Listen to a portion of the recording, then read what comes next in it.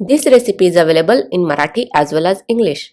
For English, refer description below a video to see the ingredients and procedure to follow. Thank you.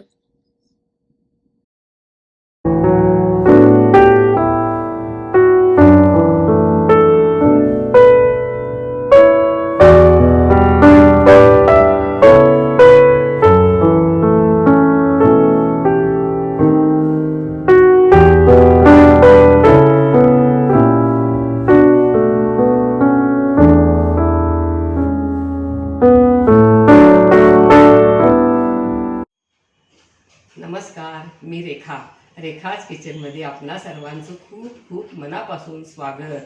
उपवास म्हटलं की बरेच वेगवेगळे पदार्थ आठवतात. या अगोदर आपण उपवासाची भाजणी, थालीपीठ, साबुदाणा खिचडी, घरी तांदळाचा पुलाव, साबुदाणा वडा, उपवासाचा बटाटे वडा यासारखे बरेच वेगवेगळे पदार्थ कसे करायचे हे पाहिले आहे. तरीही उपवासाला तेच पदार्थ खाऊन कंटाळा येतो. तर आज आपण आषाढी एकादशी स्पेशल रेसिपीमध्ये सर्वांनाच आवडेल अशी एक रेसिपी पाहणार आहोत. ती म्हणजे मऊ जाळीदार अप्पे. उपवास म्हटलं की बरेच वेगवेगळे पदार्थ केले जातात आणि खाल्लेही जातात. तर उगीचच म्हटलं नाही, एकादशी दुप्पट खाशी आणि काही महत्त्वाच्या टिप्स देखील पाहणार आहोत. चला तर आपण आता अप्पे करण्यासाठी लागणाऱ्या काही महत्त्वाच्या टिप्स पाहूया. प्रथम वरी तांदूळ, साबुदाणा आणि जिरे घालून खमंग भाजून घ्यायचे. वेगवेगळे भाजले आणि वेगवेगळे पीठ केले तरी चालते. नंतर मिक्सरवर रवा वाटून घ्यायचे. त्यात हिरवी मिरची पेस्ट, आलं, दही, मीठ, लाल भोपळा, बटाटा, ओलं खोबरं, कोथिंबीर घालून पीठ भिजवायचे. लागले तरच पाणी वापरायचे. 10 ते 15 मिनिटे झाकून ठेवायचे. नंतर अप्पे पात्राला तूप लावून चमच्याने पीठ घालायचे. वरून थोडे तूप सोडायचे. वरती झाकण ठेवायचे. 3 ते 4 मिनिटे ठेवायचे. एक बाजू भाजते, नंतर चमच्याने पालटून दुसरी बाजू देखील सोनेरी रंगावर भाजायची. नंतर शेंगदाणा चटणीसोबत किंवा ओल्या नारळाची चटणी करून त्याबरोबर सर्व करायचे. तुपाऐवजी तेल वापरले तरी चालते. पिठात इनो अप्पे पात्रात पीठ घालायचे वेळीच घालायचे. त्यामुळे अप्पे जाळीदार होतात. लाल भोपळा उपवासाला चालतो. चला तर आपण आता साहित्य पाहूया. पाणी, 1 कप वरी तांदळाचं पीठ, अर्धा कप साबुदाणा पीठ. वरी तांदूळ आणि साबुदाणा खमंग भाजून त्याचं हे पीठ केलेलं आहे.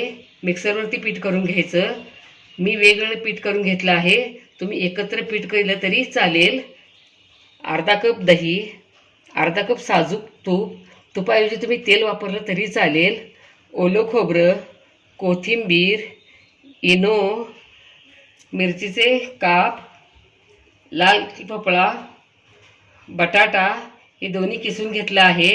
आणि बटाटा किसल्यानंतर पाण्यात टाकायचा म्हणजे तो काळा पडत नाही. 1 टीस्पून जिरे, 1 टीस्पून काळं मीठ, पाव टीस्पून हळद पूड, 1 टीस्पून आलं पेस्ट.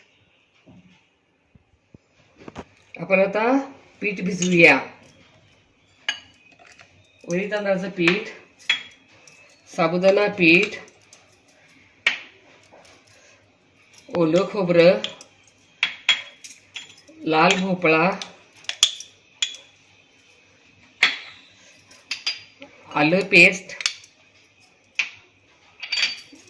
जिरे, काळं मीठ, हळद पूड, हिरवी मिरचीचे काप. इथं तुम्ही हिरवी मिरची पेस्ट करून घातली तरी चालते. आता बटाटा आपण हा पाण्यातून असा पिळून काढून घालूया.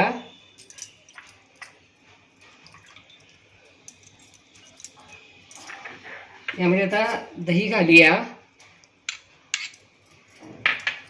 आणि आता हे सगळं व्यवस्थित मिक्स करूया. लागलं तरच पाणी घालायचं आहे, नाहीतर ताक वापरलं तरी चालेल. आणि आपण हे 10 ते 15 मिनिटे भिजवून झाकून ठेवूया.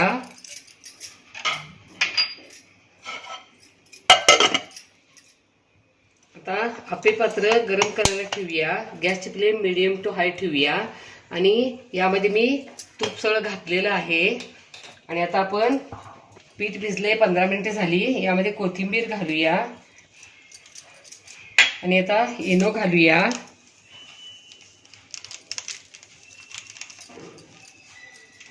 यात थोडंसं असं पाणी घालायचं म्हणजे इनो ॲक्टिव्ह होतोय. आणि आता ह्या पिठामध्ये घालूया आणि व्यवस्थित मिक्स करून घेऊया. आप्पे पात्र गरम झालं आहे का बघूया. गरम झालं आहे. आता यामध्ये आपण असं चमच्यानं पीठ घालूया. आधी बाजूनं पीठ घालायचं आणि शेवटी मध्ये घालायचं, कारण मध्ये जास्त आप्पेपात्र गरम झालेलं असतंय. या पद्धतीने आपण आप्पेपात्रात पीठ सगळ्यात ह्याच्यात घालूया आणि वरती झाकण ठेवून 3 ते 4 मिनिटं आप्पे वाफवूया. 4 मिनिट झाली. आता आप्पे आपण पलटूया.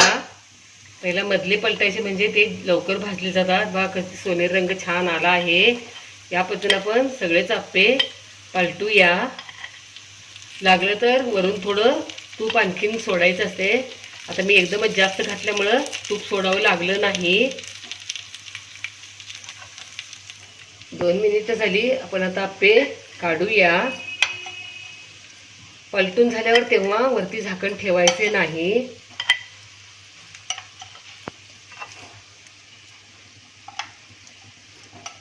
किती मस्त आप्पे तयार झाले आहेत आणि हे मस्तपैकी मऊ जाळीदार आप्पे तयार. वाह, क्या बात है, लाजवाब. या अगोदर आपण उपवासाचा बटाटे वडा केला होता, तेव्हा उपवासाची ओल्या नारळाची चटणी कशी करायची हे पाहिले होते.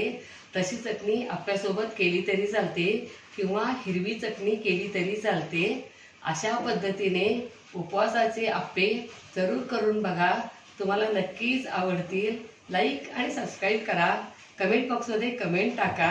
पुन्हा असेच भेटत राहू नवीन नवीन वेगवेगळ्या आणि छान छान रेसिपी घेऊन महत्त्वाच्या टिप्ससह. धन्यवाद. मस्त खा आणि स्वस्थ रहा आणि देहभान विसरून भजन कीर्तनासंगे आषाढी एकादशी साजरी करा. Don't forget to like, share, comment and subscribe. Hit the notification bell ting to get the notifications whenever we upload the new video. Stay tuned for healthy, homemade and tasty recipes every week. Thank you.